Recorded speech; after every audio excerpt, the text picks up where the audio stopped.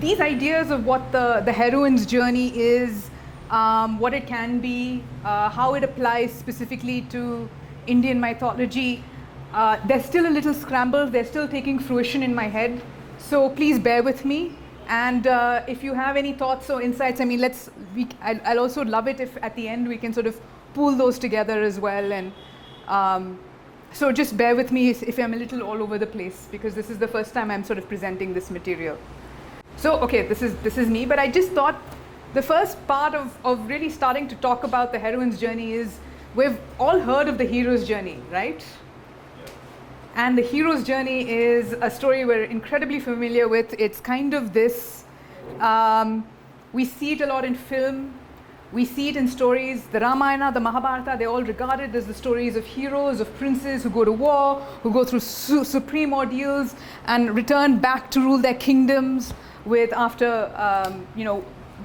after being rewarded. And that seems to be the pattern of many stories, whether it's the Ramayana, whether it's the Mahabharata, whether it's the Iliad or the Odyssey. The hero's journey has sort of been the way we think about narrative a lot. And I think this is significant because not only is this the way we talk about narrative when it comes to these epic stories, but so many writers have sort of used this kind of pattern in children's books, in branding. I work a little bit in the world of marketing and branding, so I can tell you how much this is used in that. And I feel it comes with certain limitations. And I just really wanted to highlight what these limitations are, because we talk about the heroine's journey. When I talk about the heroine's journey and the hero's journey, they're not necessarily about the hero's journey is just for men. The hero's journey can be for men, women, and others. And I'm trying to be more as inclusive as I can, as my process is trying to use as much inclusive language. But please, if I miss, forgive me and correct me in the course of this talk as well. But also heroines can come from any gender, from across the gender spectrum. What I think is specific about each of the hero's journey is that they're different, and the heroine's journey, and there are different kinds of heroine's journey as well, is that they're different value systems. The hero's journey is about overcoming obstacles, often conquering, triumph, victory, going at it alone. But the heroine's journey is different, and one of the reasons I've become interested in this is it's often about integration and healing. It's choosing the forest over the city sometimes. And I start to feel that these kinds of narratives have been forgotten or lost, or we've paid less importance to them.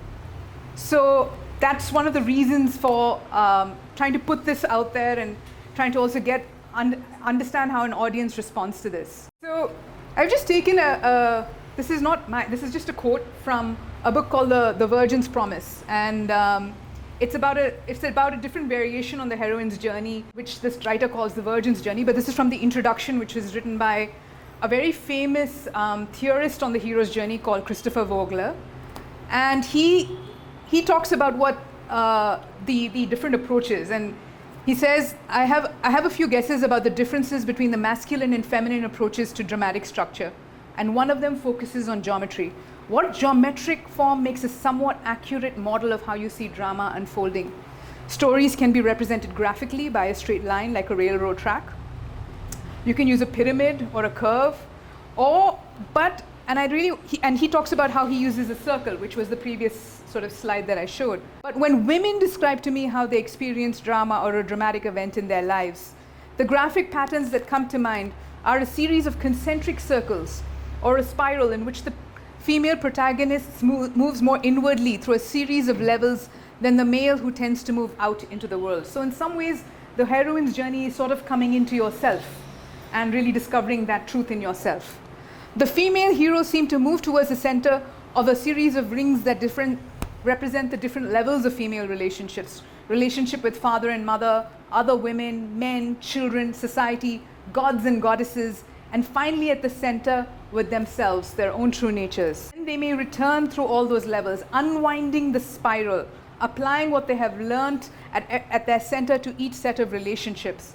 They may touch upon some or all of the stages of the hero's journey while they trace their own geometry, but they seem to be more interested in these relationships than in the external adventures and physical challenges. So I tried to map out what he was talking. And I think at the center he's saying there's this relationship with self, which is the inner world. And as we move towards the spiral too, there's a relationship with the outer world, with society. And we're sort of moving deeper and deeper into it. And I like this representation because I think the hero's journey is also it's not just a way of telling stories, it's also a way of understanding our lives. Understanding our lives is narrative. Understanding the obstacles, the structures, the issues we go through, that the hero's journey originated with Joseph Campbell looking at the world of Carl Jung, who was a psychoanalyst.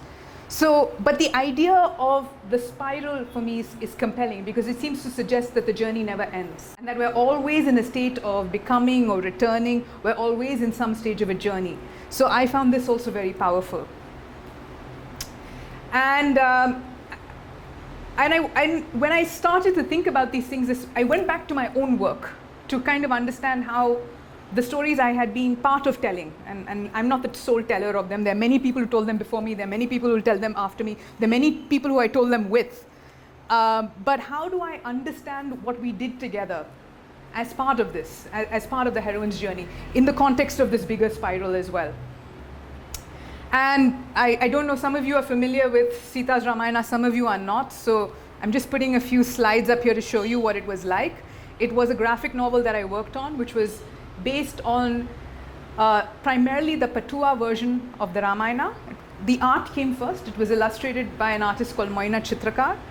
But we were also very much inspired by other tellings of the Ramayana and other kind of tellings which came from women and which we had, which I, growing up, had not encountered because I had encountered a very Valmiki, very Tulsidas, those kinds of Ramayanas.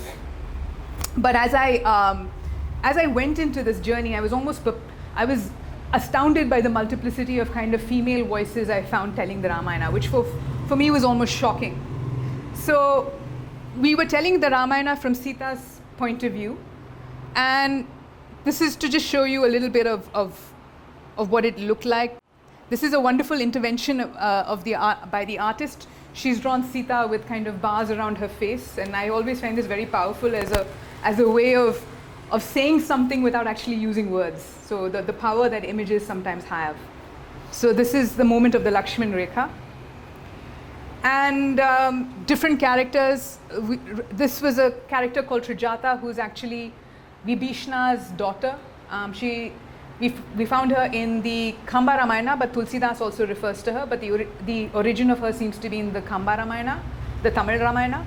And it's very interesting because for me, when I encountered this character, it really broke my idea of the binary between good and evil, between good side, bad side, winner, loser, Rakshasa, and the side, Rama side, because Trijata is actually Sita's jailer, but she's also her companion in that moment of imprisonment. She's also her supporter and saying, no, your husband will come to you. She's also a prophetess.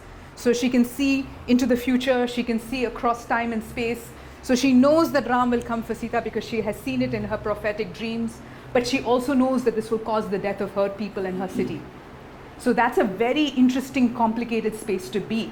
And for me, that also was in some ways the spaces that women often are in, developing these friendships, developing a sense of solidarity across kind of these boundaries, the complexity of what it means sometimes. So for me also Trijata is kind of like a heroine in many respects.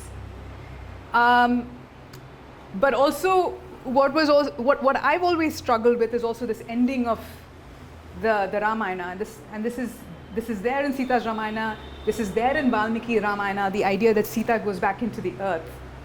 But it's not part of the Tulsidas Ramayana, it's not part of the Kamba Ramayana, so many other Ramayanas leave this part out. How many all of you here have come across this, the part where Sita goes back into the earth, yeah? And she seems to choose a certain integrity of self, but it's also an ending for me that brought up a lot of sorrow. And when I read this, I can't think, oh, the Ramayana is a happy story. It's like the story of a separation. It isn't the story of a happy marriage in that sense. And when and these are the kind of voices and the responses of the telling of Sita's story that come through us through oral narratives. This is a Marathi song where it talks about Sita's exile. Let us share it among ourselves. Sita's exile, how many times will it happen? Sita's exile is happening every moment, everywhere. When leaving for the forest, Sita distributed it amongst us all bit by bit. So this is understanding of almost a shared narrative, where it's not just the story of one person, but it's a story of a group of people who have been exiled. Again, this is another story of where this another song where this idea of exile comes up. Sita leaves the palace, opening the golden gate. Sita walks to her forest exile. Exile is written for Sita. And so this is a song, this is a version of the Ramayana that is being told specifically to girls. Sita goes 1 mile, she goes 2 miles, girls. In the 3rd mile, the pain arises. Now life wishes to be born, girls. Call the midwife quick. And who is the midwife? The tree came out of the forest. So you are my friend, my well-wisher, says Sita. You take my golden bangle then and cut the cord of the baby. Right, so it's a story of exile. It's also a story of loneliness. And this is the heroine's journey of giving birth alone, of having the courage to do that. So what really struck me is that we always have seen the Ramayana as a hero story, but perhaps we can reframe the Ramayana as the heroine's journey.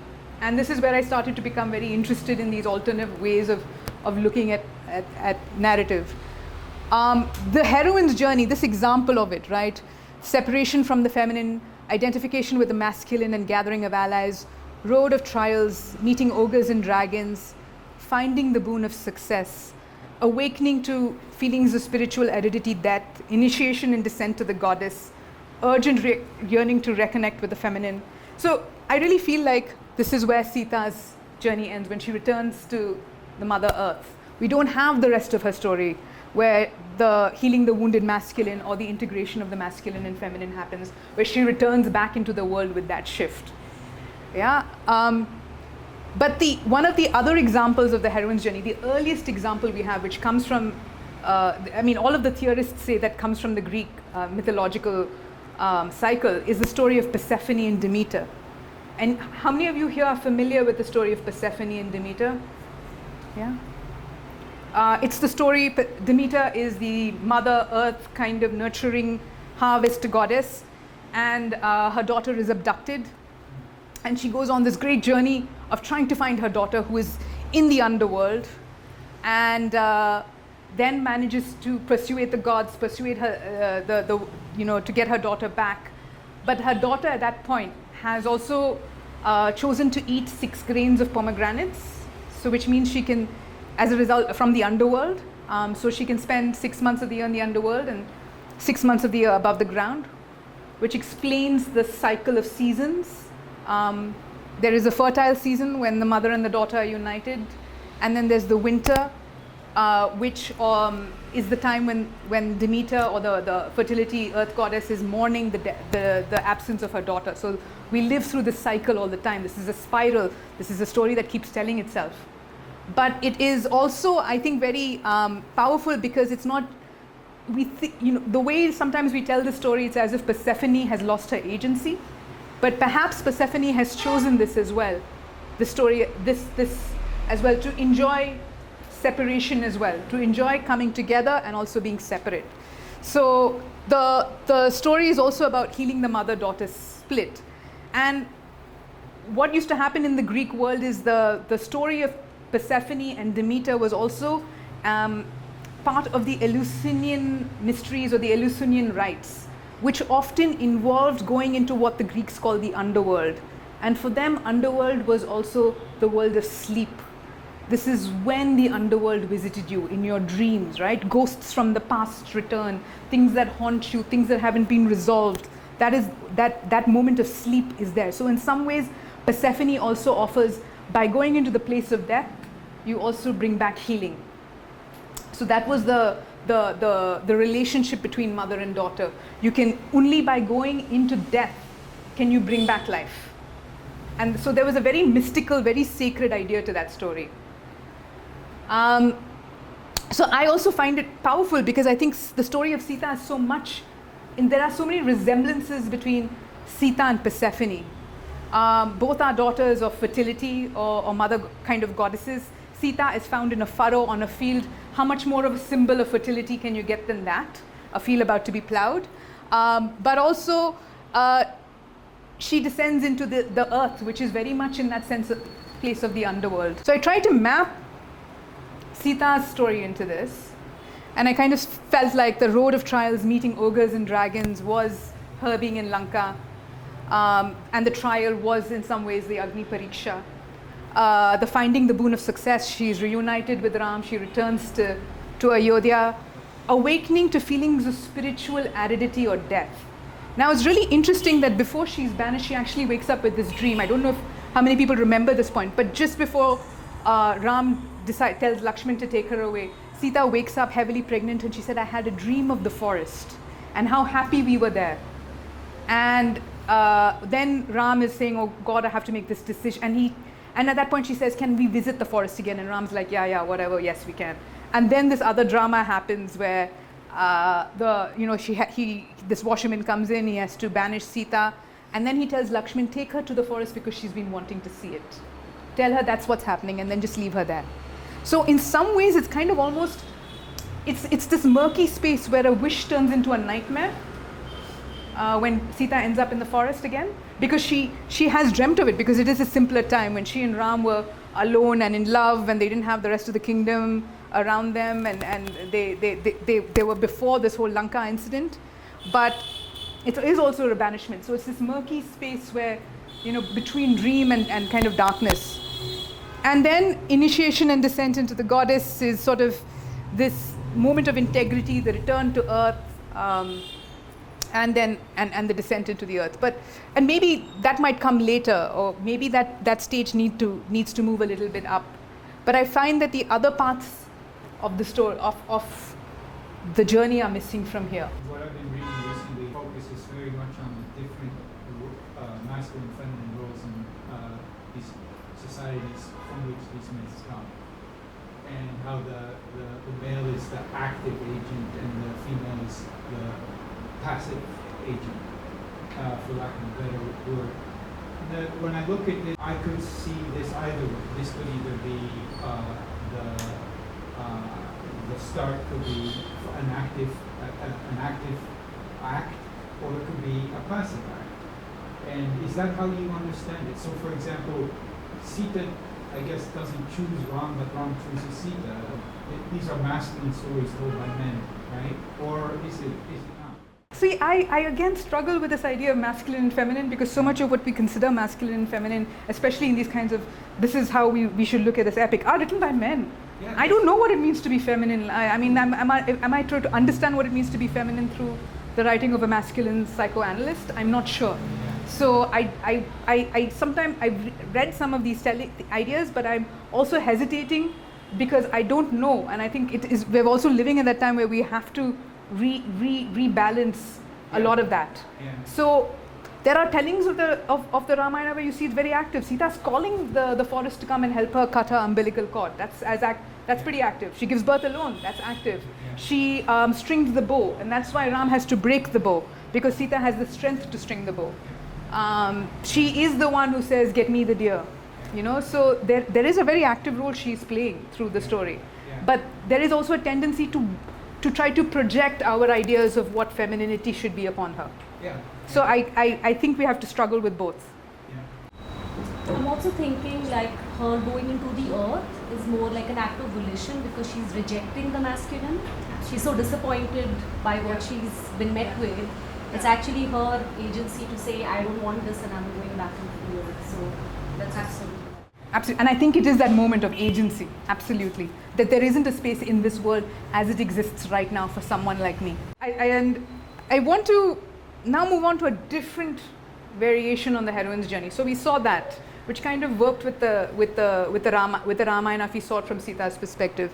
But this is a different version of the heroine's journey, which talks about a broken familiar network, an abdication of power, a descent, a family offers aid. And I feel like some of this part of the journey, right, could also be another way of looking or beginning. I think in some ways it just corresponds to Vinod's question right now. Suppose we began there. with Sita's, it could be another way of looking at this story. But it is also, but what I like about this version of the heroine's journey is it's not just focusing on a pair of characters, a mother and a daughter, or on one character, but it starts to talk very much about delegation, networking, information gathering, building networks, building communities. So when I showed you earlier this example of Sita's exile being distributed amongst each of us, taking it bit by bit, I feel that that part of it corresponds to this version of the heroine's journey, where actually we're all connected.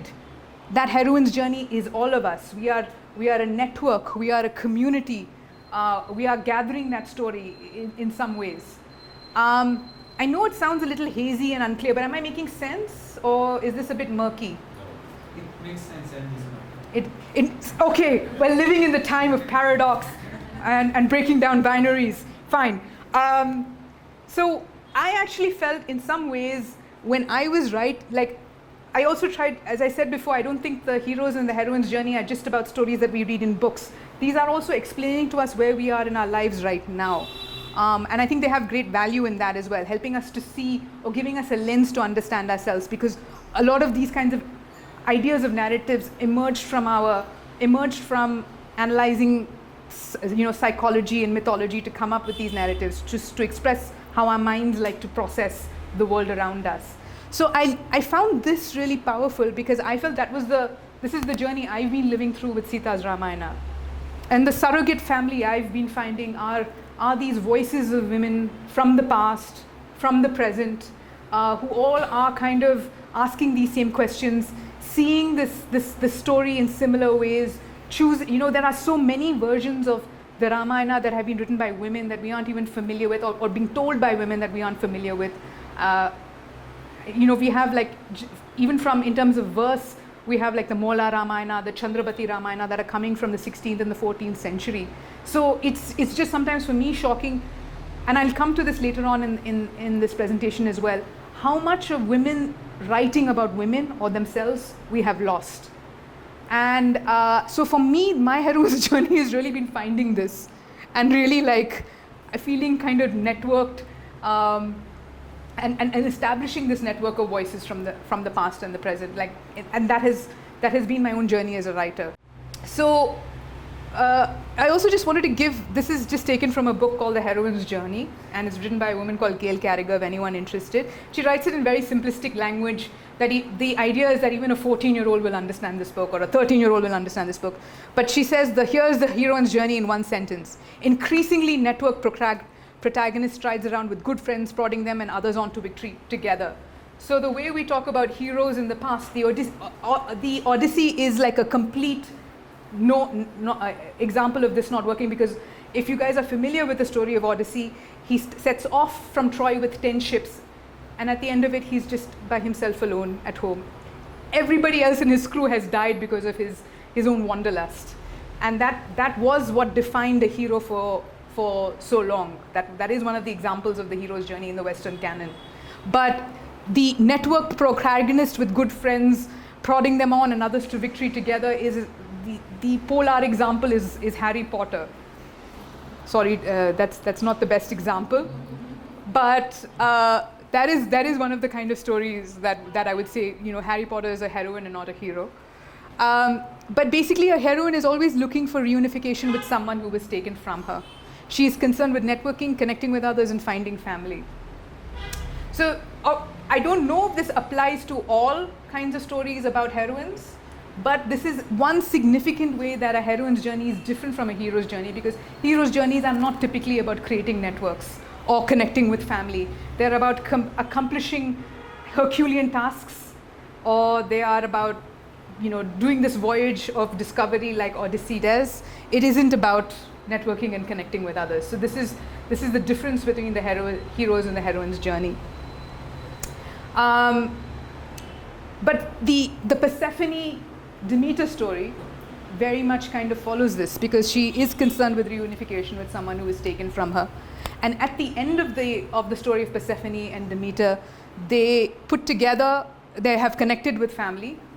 Persephone ironically helps Demeter give birth, and becomes the child. Her mother gets pregnant on this journey of looking for her daughter, and her daughter helps the mother give birth to a new child, who is in many versions Dionysus, the god of joy in some ways and hedonism, and so she is also. And then after that, they set up what was known in the Greek world as the Eleusinian rites. These sort of week-long festivals where women from different parts of Greece would get together and sort of reenact ritually the story of that had happened to Persephone and Demeter. So in some ways, this is very much the way that heroine's journey also expanded to include the whole community. So what you focus on changes with each whether you look at it through the lens of the heroine's journey or the hero's journey or something else. The hero's journey focuses on the individual on some level, right?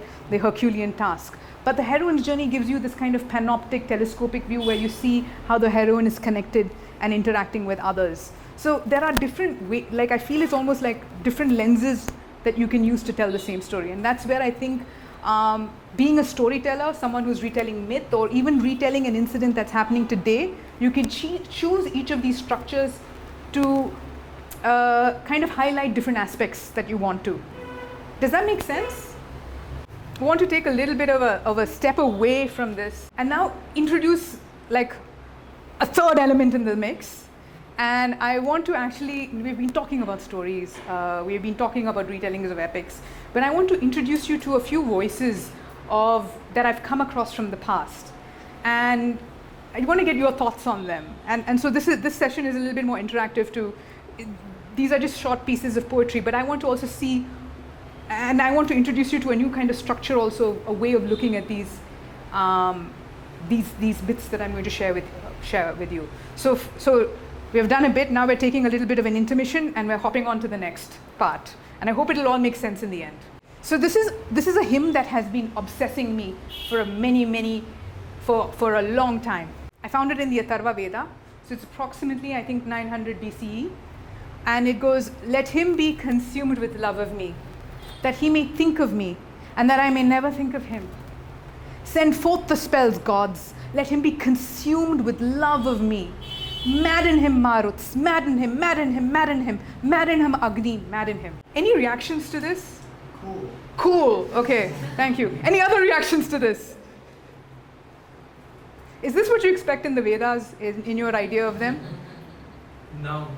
No, right? How many people have read the Vedas? Yeah. So, yeah, maybe a few excerpts, bits of it here and there, some of the more philosophical bits, but we all keep talking about the Vedas being this like great thing that we've inherited, but we rarely know that this is the stuff that's actually in the Vedas. Yeah, and it's cool, it's a bit wild. Who do we think wrote this? If you had to imagine someone writing the Vedas, who's writing the Vedas? A man, yeah? I think I have a picture, yeah, this kind of man, right? This specifically, this man is known as Vedavyas, because not only does he is the creator of the Mahabharata, but he's the person who puts together the Vedas. That's why he's called Vedavyas. So we typically imagine this kind of guy somehow responsible for the Vedas. But I don't see him writing this poem personally. But what kind of person, what kind of experience of life does this represent? Whose experience or whose perspective on life does this seem to capture? It's almost like Mirabai. Almost like Mirabai, could be like a Mirabai, yeah. But she's not she may be in love with a god, Yeah. but she may just also be in love with some man or young boy or whatever, yeah. Yeah, we know it's a hymn though. We know it's a hymn, okay. Any other thoughts about who this person could be? It's a woman. Is it a young woman, old woman, middle-aged woman? Any guesses in your imagination? Because we don't know anything. We can just imagine who this person could be. Probably an unmarried woman. Probably an unmarried woman. Yeah. Or unmarried person. Probably an unmarried person. Yeah. Spurned lover. Ayyo, that man is not looking at me. Yeah. It's almost, for me when I read this, I was like, this was me when I was 16. So for me, it almost felt like a teenage girl. In my imagination, it was a teenage girl writing this. But I don't know. It could be a teenage girl. It could be, teenage girls do write poems like this sometimes. I did. But my mother is in the audience and she's looking very upset at me. So we don't know, but we can imagine that the person who wrote this poem is not these people who we typically associate with writing the Vedas, but could be a nice young woman, nice young yogini, nice older yogini also could be an older woman. So we don't know, and I think that's what's also really cool about it. But what also struck me is that this is one of the earliest examples of love as madness, right? Love is this thing that drives you insane, right? And you want the other person to also be driven insane by it, yeah? And it's almost like vengeful. I want to think about him. Let him think about me. I want my revenge, And what is so startling to me is that it seems very contemporary. This might have been written in 900 BC, 3,000 years ago, but to me, I can relate to it today. But it could be a man as well, right? Language they used is very relatable even for a woman, and he used a lot of erotic language. It could be a man. Yeah, it could be a man who's in love with another man. It could be like a Rumi kind of Shams scene going on also. Or a man writing for a woman also. Well, could it be a man writing for a woman with him? Pretending for a character. Could be like a Namalvar changes his gender in a lot of his poems. It could be that as well. But so all of those options exist, yeah. But what I really like, because it reminds me of this other poem. I know how many of you in this audience are familiar with Sappho 31? Okay, my uncle is, Yuvanika is, nobody else is. Okay. Can anyone volunteer to read it out? No. Okay. Then I'm going to read it out twice. The first, okay, he seems to me equal to the gods, that man, whoever he is, who opposite you sits and listens close to your sweet speaking and lovely laughing. Oh, it puts the heart in my chest on wings. For when I look at you, even a moment, no speaking is left in me. No tongue breaks and thin fire is racing under skin. And in eyes, no sight and drumming fills ears. And cold sweat holds me and shaking grips me all, greener than grass. I am dead, or almost I seem to me. Now, what the reason, what's happening here? It's love making you almost physically ill. Love is making you ill. Love is being mad before, now love is making you ill. So, and the interesting thing is Sappho is writing around the same time as the Atharva Veda, 900 BCE. Right? So across the world we have these two very powerful metaphors of love. Love as madness and love as sickness, and we still think in these terms, right? Love in the time of cholera. Marquez, so many years later, is capturing this idea that Sappho has written about as love being almost feeling like a sickness. So, but what else is happening here? Anything else interesting that's coming up? Almost Worshipful, yeah. Okay, can I ask for two volunteers, one man and one woman? He seems to me equal to the gods, that man, whoever he is, who opposite you, sits and listens close to your sweet speaking and lovely laughing. Please, lovely laugh. Oh, it puts the heart in my chest on wings. For when I look at you, even for a moment, no speaking is left in me. No tongue breaks thin, fire is racing under skin. And in eyes, no sight and drumming fills my ears, and cold sweat holds me and shaking grips me all, greener than grass. I am dead, and dead, or almost I seem to me. Who is this writer who is a woman? Who is she in love with? With not the man. With not the man! Thank you both, thank you. That was too much. Now, Yuvanika, you know how I feel about you. Thank you. But I didn't get that. You didn't get that? No. No, because Sham was part of it. Did everybody else get it? Yeah. Yeah. Can somebody explain to Sham what happened? It's clearly not about the man. This is clearly about the woman. Unfortunately, you were just a prop. You're special. You must be like one of the gods because you get to sit next to her. Because she is goddess. And talking. Yeah. So it's very interesting because when we read this in text, our mind automatically projects heteronormativity onto it. But it's when we see it enacted that we realize that something else is happening. That this is a poem of love between two women. Yeah?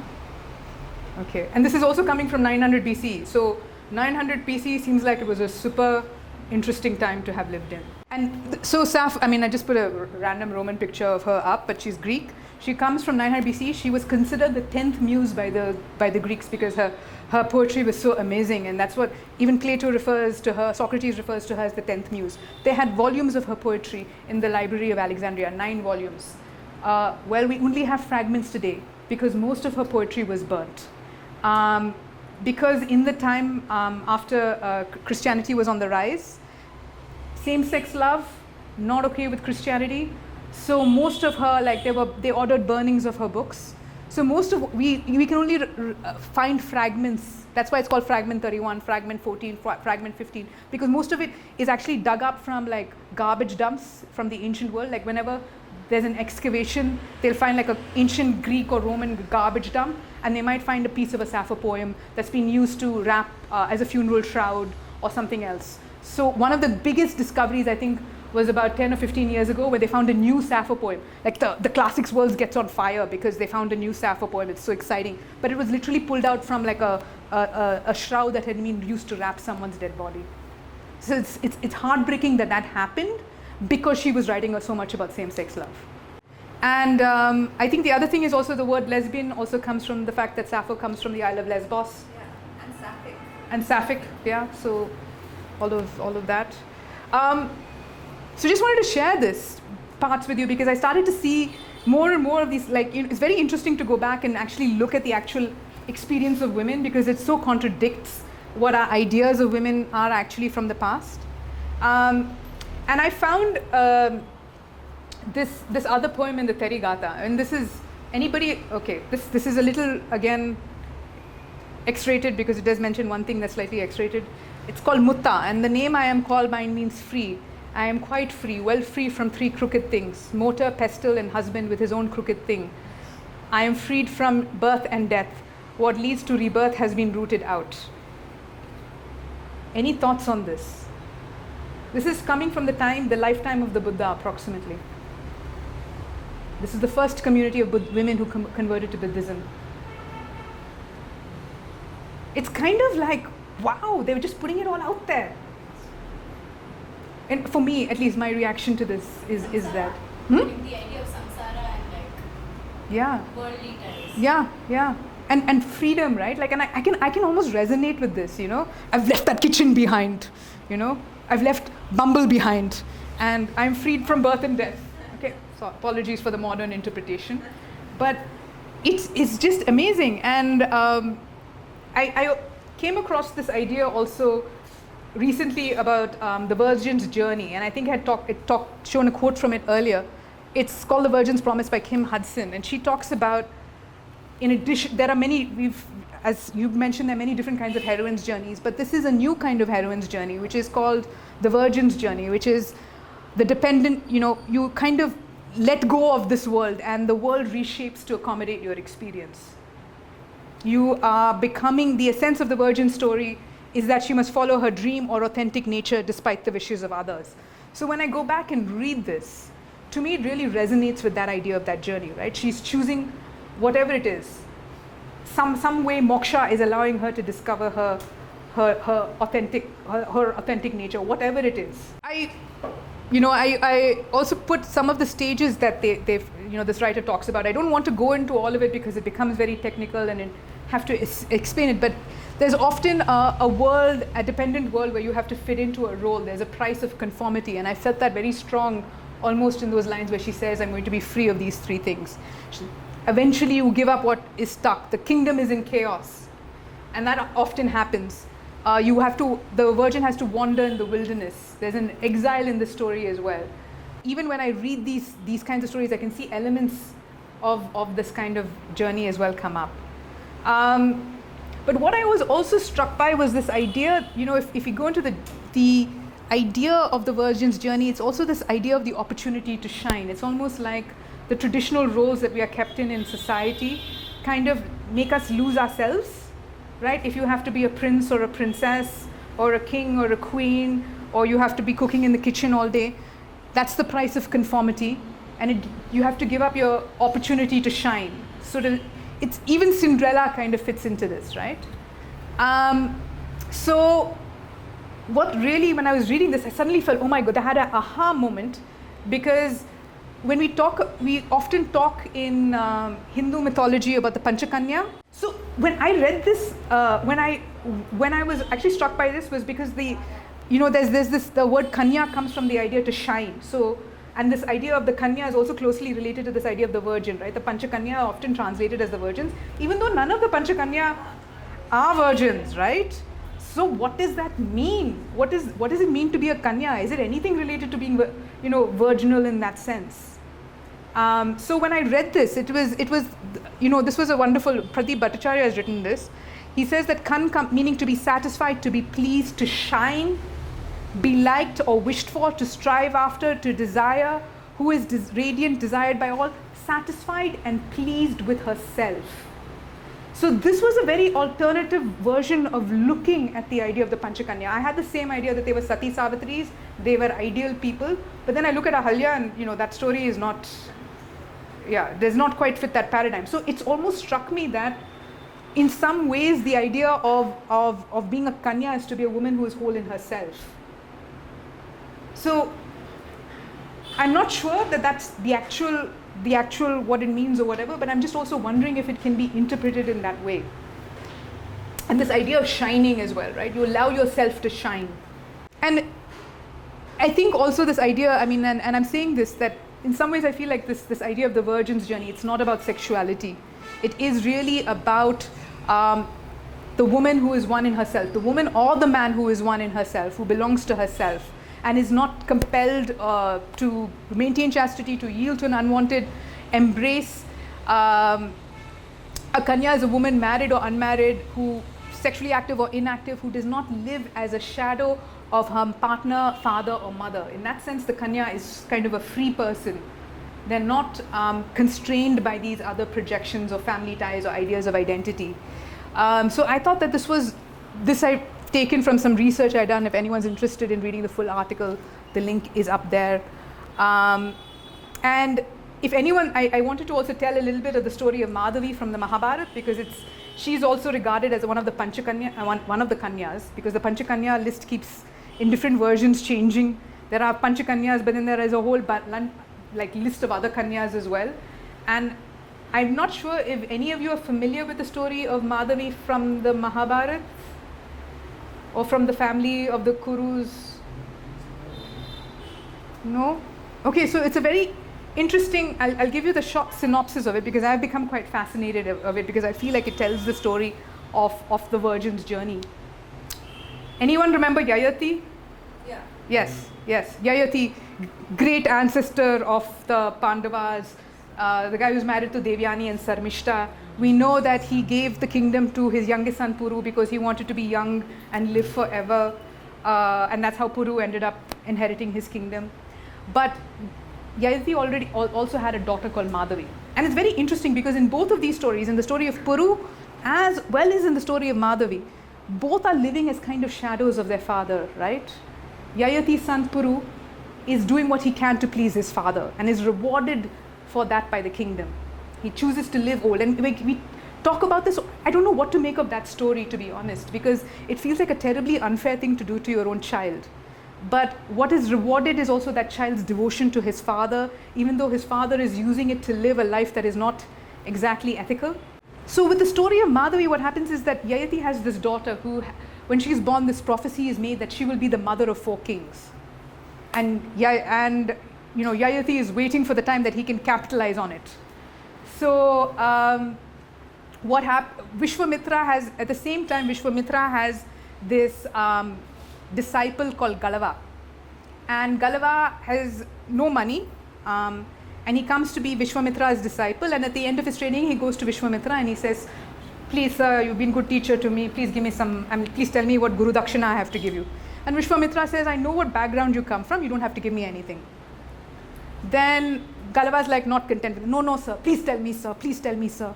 No, go away, don't worry, don't irritate me. And this keeps going on until literally Galava has asked so many times that Vishwamitra, who is also known for his temper, literally explodes and says, well, I want 800 Shatakarni horses.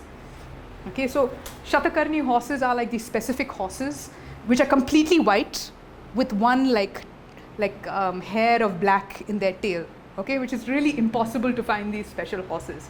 So now Galava is like, but where will I find the Shatakarni horses? And Vishwamitra is like, you shouldn't have asked so much. Now go find them.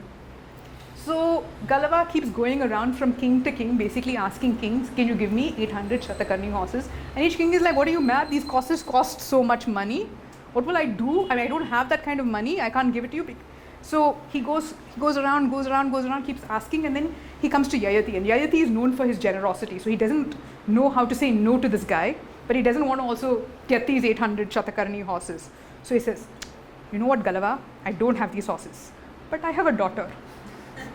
You take my daughter. She's promised to give birth to she's prophesied to give birth to 4 kings. You go and get her married to different kings. And maybe each time you get her married, you can get 4 kings out of this. You can get to 800 horses. You know, each time she marries a king and produces a son, you can get 200 horses. So Galava takes this poor girl Madhavi, and year after year Madhavi is married to 3 different kings, each of who give Galava 200 amazing Shatakarni horses. What Vishwamitra also will do with these Shatakarni horses, nobody knows. Okay? But so Galava collects these horses, and each year Madhavi is married to a new king and gives birth to a child that she has to abandon, and then married to another king. And then after 3 kings have produced these things, Galava is still looking for king number 4 that will provide the last 200 horses. But he cannot find a king who has 200 Shatakarni horses. So he has to go back to Vishwamitra and says, I got 600 horses, but last 200 I could not find. So, and then at that point Vishwamitra says, you fool, you should have brought me this woman in the first place. I would have had 4 sons who would have been kings. Which is also a very interesting moment, right? When suddenly this great Rishi says, I could have had 4 sons who were grown, but no matter, I will have 1 son with her and I will forgive you the 200 horses. So he has 1 son with Madhavi. And then there are 800 Shatakarni horses that are just running wild in Vishwamitra's forest for no purpose. Meanwhile, Madhavi has had to produce these 4 children and leave them and be sort of pimped out to king after king after king. She returned, then Galava brings her back to her father. And Madhavi is like, I'm done, I don't want to do this. And he says, no, now you've gone through all of this, you can choose your own husband. She's like, I don't want to get married. I've been married 4 times. Do I really need to be married a 5th time? And he's like, no, you must get married, no. And so then he says, at least you choose who your husband is. So he organizes a Swayamvar for her. And out of that, the previous 3 kings that she had married also show up to that Swayamvara, hoping to marry her. And Madhavi takes one look around. She goes one time around there are lots and lots of kings from across the universe have come to see her. And then she just chooses to walk straight through them and walk straight into the forest. And that is her story. So she chooses not to marry, she chooses not to have another child, and she chooses her life by herself in her forest, where she becomes like she starts, practicing tapasya. So it's again, for me, that is the story of a woman who's choosing herself at the end of the day, not identified with any of these other roles or any of these other sacrifices she has to make. I think I've gone through a lot at this point. There are other stuff that I wanted to talk about, but I'm feeling like I've pushed and crammed a lot into you. I wanted to talk a little bit about the women Sangam poets that we have, but maybe I'll come to this first, that I feel like in some ways these journeys are like interlocking journeys as well. At some point in your life you can be going through a hero's journey, or your character may be going through a hero's journey. At another point they might be going through a heroine's journey. At another point they might want to return to themselves and live through the virgin's journey. So, and I use the Celtic spiral as an example of how these journeys themselves can kind of interlock together. And maybe this is a good time to pause and take some questions and digest together. About the geometry of narration, and this we come back to circles, right? Circles are the way the stories start themselves again. So in the case of Ramayana, for example, the primary Ramayana, it's like Rama is a prince and he becomes a king at the end. So in what ways is the heroine's journey breaking that circle, or is transformation, or like denying the status quo a part of heroine's journey, and how does that manifest? a really, really good question, and I think that takes a lot. That will take some thought to answer. But oftentimes, in some respects, the virgin's journey is like, and heroine's journey is that. Yeah, but I'll speak specifically about the virgin's journey in this respect. It's often like the princess who falls asleep can also be interpreted as that. And when she awakens, the whole kingdom is reordered, like a sleeping beauty. I find that a little uncomfortable because it's a very passive story, but there is an element of that it's actually the awakening of the feminine that reorders the entire kingdom and brings it back into structure. The other the interesting thing about the virgin's journey is that they the writer rethinks what masculine and feminine is. So she considers masculine archetypes not just to be kings but also queens. So like in some ways the stepmother in the Sleeping Beauty story, in a Snow White story, could also be seen as a tyrannical king. There is no difference between that. And she interprets the feminine archetypes to be the prince or the princess. So there's a complete reordering she does of what masculine and feminine also are. So that in some ways, what she sees as feminine is the prince and princess who need to assert themselves against the identity of the parent.